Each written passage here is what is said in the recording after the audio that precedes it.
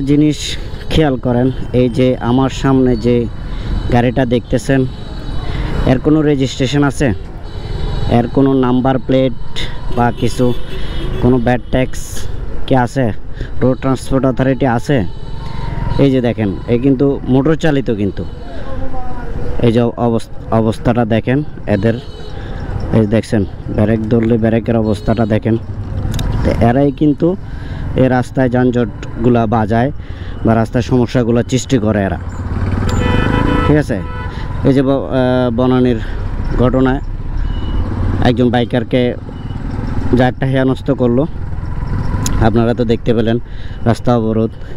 এই যে অটো সামান্য যদি প্যাডেল চালিত, মানে পায়ে যে চালায়, আমি যতটুকু জানি ওই রিক্সাগুলোরও একটা লাইসেন্স আছে, বাংলাদেশে একটা আইন আছে।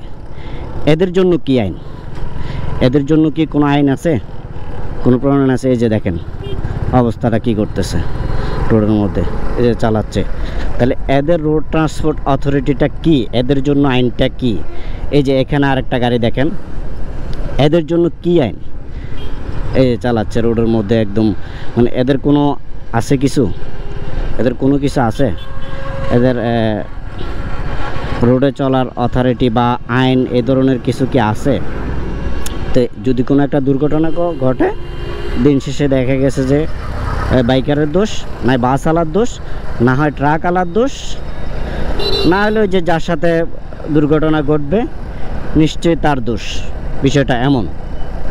তা আমি আসলে হয়তো ঠিক আছে, এটা তাদের একটা রুটি রোজগারের একটা আমি ওই বিষয়ে বলতেছি না, আমি কারো রিজিকে হাত পড়ুক সেটা বলতেছি না, জাস্ট আমি আইনের বিষয়টা বলতেছি। এই যে সিএনজি আছে, সিএনজির রোড ট্রান্সপোর্ট অথরিটি একটা আছে, লাইসেন্স আছে। তারপরে হচ্ছে যে রিক্সার যদি থাকতে পারে, পায়ে চালিত রিক্সার যদি লাইসেন্স থাকতে পারে, তাহলে এদের কেন থাকবে না?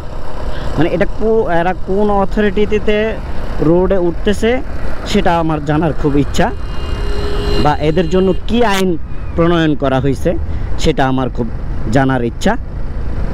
তো এই যে এদের জন্য যে সমস্যাগুলো সৃষ্টি হচ্ছে, তো আশা করি হয়তো এখন যে হয়তো বাইকাররা বা আদার্স মানুষ এটা নিয়ে কথা বলতেছে, তো আশা করি হয়তো আমরা কোনো একটা ভালো ফলাফল দেখতে পাবো, বা কোনো একটা আইনের আওতায় এরা আসবে ইনশাল্লাহ, সেটা আশা করতেছি। তো সবার দৃষ্টি আকর্ষণ করতেছি। আমার কথা হচ্ছে যে রোডে চলুক, সমস্যা নাই, এদের জন্য নির্দিষ্ট একটা আইন করে দেওয়া হোক, নির্দিষ্ট একটা সিস্টেম করে দেওয়া হোক এদের জন্য।